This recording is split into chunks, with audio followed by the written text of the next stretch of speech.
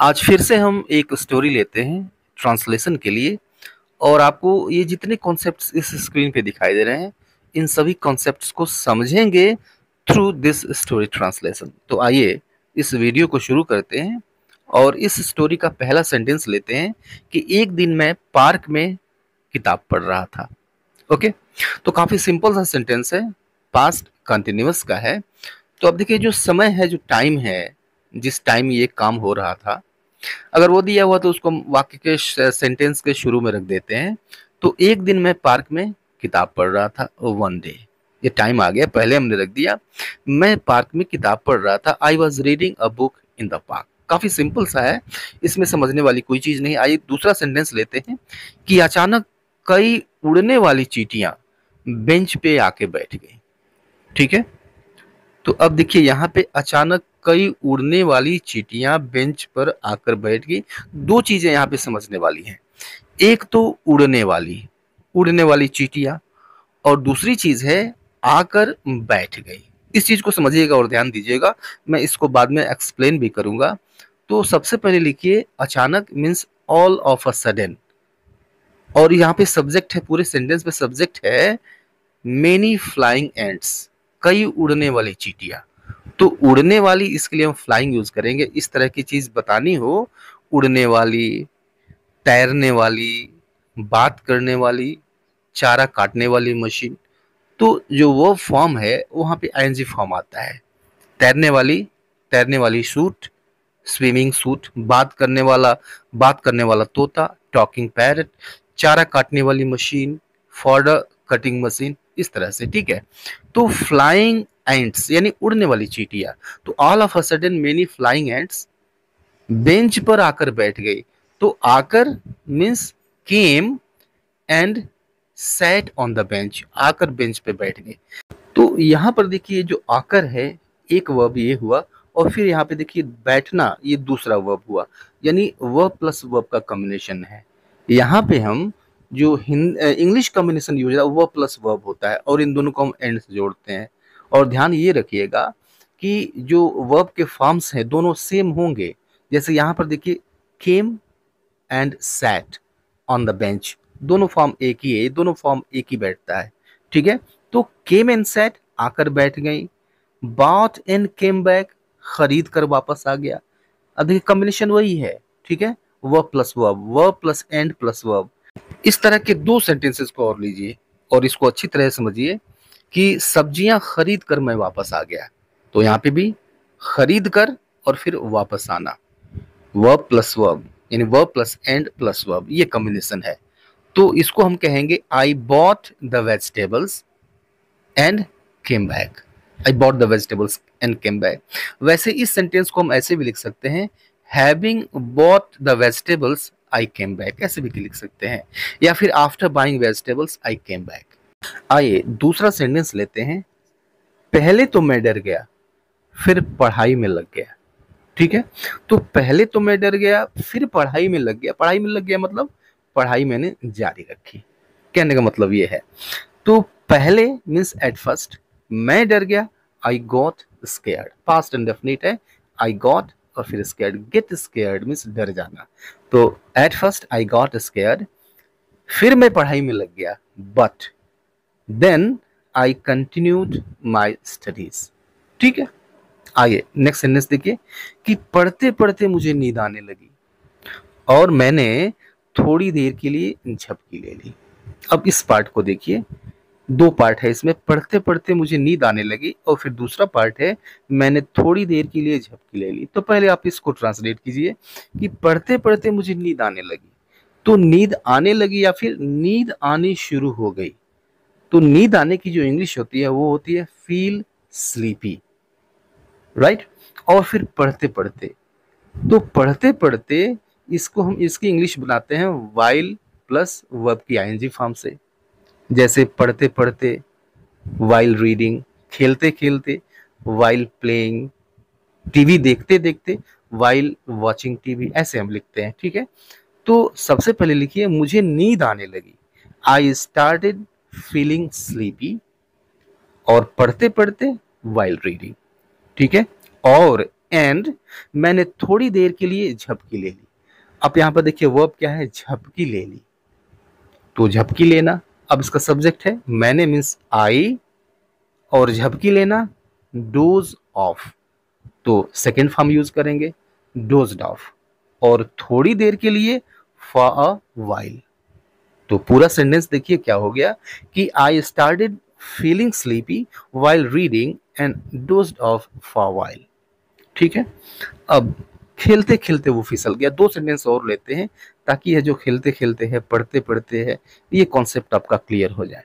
तो खेलते खेलते वो फिसल गया, तो सबसे पहले लिखिए वह फिसल गया मीन्स ही स्लिप्ड, और खेलते खेलते while playing. Okay, while plus verb की आईएनजी फॉर्म। अब ये दूसरा सेंटेंस देखिए इसी तरह का कि टीवी देखते देखते वो सो गई, तो सबसे पहले लिखिए वह सो गई, शी फेल asleep, और टीवी देखते देखते while watching the TV। पूरा सेंटेंस क्या हो गया कि she fell asleep while watching the TV। Okay, next sentence देखिए कि जहां तक मेरी पढ़ाई का सवाल है मैं अकेले पढ़ना पसंद करता हूं। राइट, तो अब देखिए इस सेंटेंस में भी दो हिस्सा है क्लियरली। जहां तक मेरी पढ़ाई का सवाल है, एक तो ये है मैं अकेले पढ़ना पसंद करता हूं, ये दूसरा है। तो सबसे पहले लिखिए जहां तक मेरी पढ़ाई का सवाल है। ठीक है, अब इस तरह की चीजों को लिखने के लिए हम यूज करते हैं एज फॉर एज, और फिर लिखते हैं सब्जेक्ट, और फिर इज एम आर या फिर वाजवर प्लस कंसर्न्ड। राइट, तो इसको हम लिखेंगे as far as my studies are concerned, मैं अकेले पढ़ना पसंद करता हूं, I like studying alone. Right, चलिए एज फॉर एज के लिए हम दो सेंटेंसेस और लेते हैं।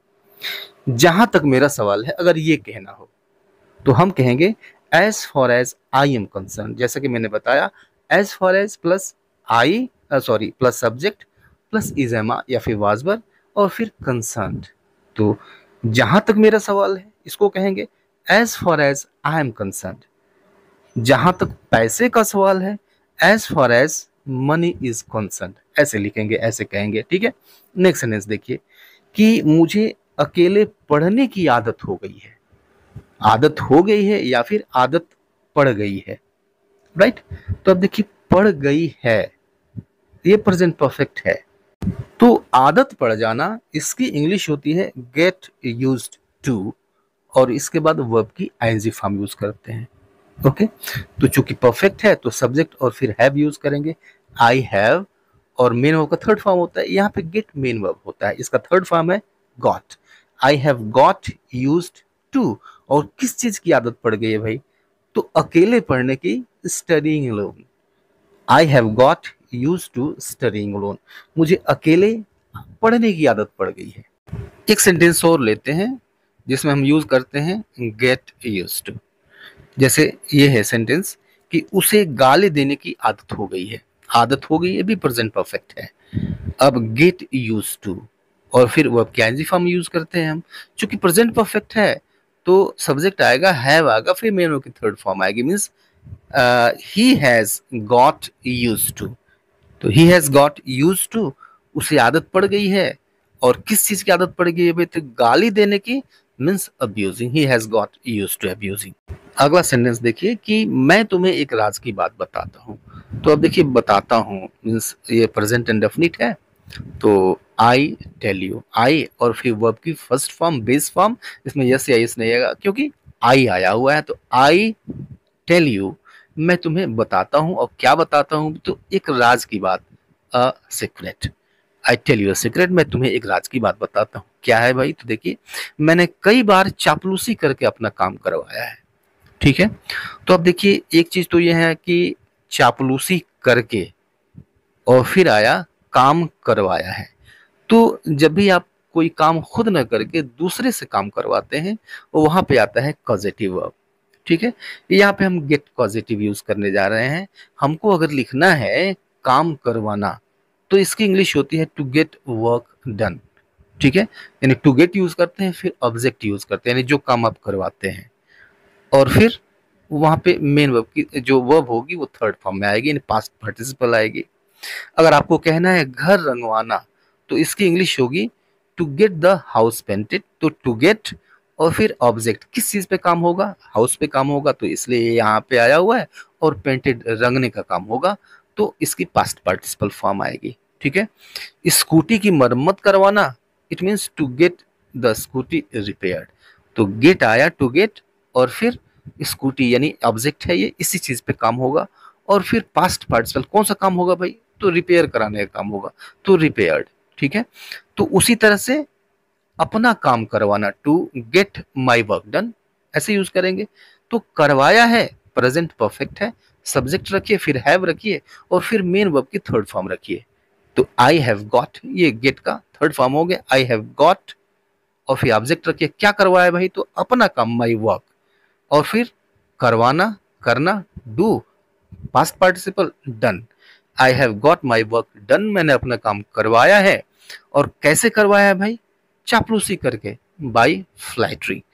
अब देखिए, अगर कोई काम आप करते हैं किसी उद्देश्य की प्राप्ति के लिए, कोई एम अचीव करने के लिए, तो जो काम करके आप करते हैं उसके पहले बाई आता है, और फिर वह वर्ब आईएनजी फॉर्म में आती है। तो बाई आया और फिर फ्लैटरिंग आईएनजी फॉर्म इसकी आ गई। ठीक है। ऐसे एक सेंटेंस देखिए, पॉजिटिव वर्ब का एक और सेंटेंस देखिए कि कल मैंने अपनी स्कूटी की मरम्मत करवाई। ठीक है। मरम्मत करवाई यानी पास्ट इंडेफिनिट है, तो पास्ट इंडेफिनिट में क्या आएगा, सब्जेक्ट आएगा, सब्जेक्ट आएगा, और फिर मेन वर्ब जो होगी उसकी सेकंड फॉर्म आएगी। तो मेन वर्ब यहाँ पे गॉट, गॉट यूज करेंगे, गेट का सेकंड फॉर्म। तो आई गॉट, और उसके बाद से ऑब्जेक्ट, किस चीज की मरम्मत करवाई भाई, माई स्कूटी, अपनी स्कूटी की। और क्या करवाया, मरम्मत करवाया यानी रिपेयर करवाया, रिपेयर्ड पास्ट पार्टिसिपल इसका यूज होगा। तो I got my scooty repaired yesterday, या फिर yesterday I got my scooty repaired, very easy. ठीक है। अब इस तरह का सेंटेंस देखिए, जब आप कोई काम करके कोई एम अचीव करते हैं, ठीक है, जैसे वो फल बेच के पैसे कमाता है, वो फल बेच के पैसे कमाता है, बेच करके पैसे कमाता है। तो ये जो करके है ना, इसकी इसकी ही इंग्लिश है ये बाई, और फिर वर्ब की आईएनजी फॉर्म। जो काम करके आप कोई एम अचीव करते हैं उसको हम करते हैं आईएनजी फॉर्म में लिखते हैं। ठीक है। तो वो फल बेच के पैसे कमाता है, तो सबसे पहले लिखेंगे वो पैसे कमाता है, ही अर्न्स मनी। और क्या करके, तो फल बेचकर, बाई सेलिंग फ्रूट्स।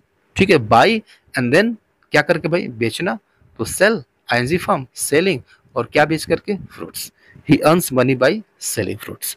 और ये लास्ट वाला सेंटेंस देखिए कि लेकिन कई बार मुझे चापलूसी करने के दौरान अपमानित भी होना पड़ा, तो होना पड़ा, अब ये हो गया पास्ट इंडेफिनिट। ठीक है। तो अब देखिए लास्ट में आया वो अपमानित होना पड़ा, यानी मजबूरी थी उस सिचुएशन में आपको पढ़ने की, ये मजबूरी थी। तो मुझे अपमानित होना पड़ा, पास्ट इंडेफिनिट है, तो आई और फिर चूंकि पास्ट है तो हैड, और फिर टू, और फिर वर्ब की फर्स्ट फॉर्म, क्या कहेंगे इसको, बट मेनी टाइम्स, लेकिन बहुत बार, कई बार, आई हैड टू फेस यानी मुझे सामना करना पड़ा, किस चीज का भाई, अपमान का, ह्यूमिलिएशन, वाइल फ्लैटरिंग, चापलूसी करने के दौरान। तो but many times I had to face humiliation while flattering. तो आज के लिए इतना ही, मिलता है नेक्स्ट वीडियो में, तब तक के लिए goodbye and take care.